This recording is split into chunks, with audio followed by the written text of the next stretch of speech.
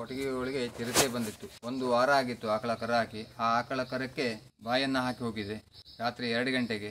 ಏನೋ ನಮಗೆ ದನ ಕೂಗ್ತು, ಕೊಟ್ಟಿಗೆ ಒಳಗೆ ನಾಯಿನೂ ಕೂಗ್ತು. ಆ ಸಂದರ್ಭದಲ್ಲಿ ನಾವು ಎದ್ದು ಬಂದು ನೋಡಿದ್ರು ಆ ಚಿರತೆ ಇಲ್ಲಾಗಿತ್ತು, ಓಡಿ ಹೋಗಿತ್ತು. ಆ ಕರು ಇವತ್ತು ಸಾವಿರ ನಡುವಿನ ಹೋರಾಟ ಮಾಡ್ತಾ ಇದೆ, ಬದುಕುವ ಸ್ಥಿತಿಯಲ್ಲಿಲ್ಲ. ಈ ಸಾಕು ಪ್ರಾಣಿಗಳನ್ನು ನಾವು ರಕ್ಷಿಸಿಕೊಳ್ಳುವುದು ಬಹಳ ನಮಗೆ ಕಷ್ಟವಾಗಿದೆ.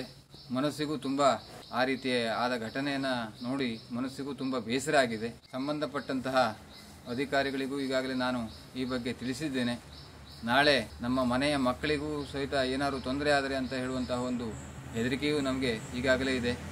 ಈ ಊರಿನಲ್ಲಿ ಸುಮಾರು ಕಡೆ ಆಕಳ ಕರುವನ್ನು ಹಿಡಿದಿದೆ, ತೋಟದೊಳಗೆ ಬಿಟ್ಟಂಥದ್ದು, ಹಾಗೆ ನಾಯಿಗಳನ್ನು ಹಿಡಿದಂಥದ್ದು. ಈ ಘಟನೆಗಳು ಸುಮಾರು ಕಡೆ ಆಗ್ತಾ ಇದೆ.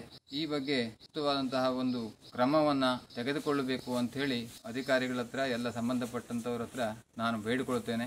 ಹಾಗೂ ಈ ಥರ ಘಟನೆಗಳು ಎಲ್ಲೂ ಆಗದೇ ಇರಲಿ ಅಂಥೇಳಿ ನಾನು ಕೇಳ್ಕೊಳ್ತೇನೆ.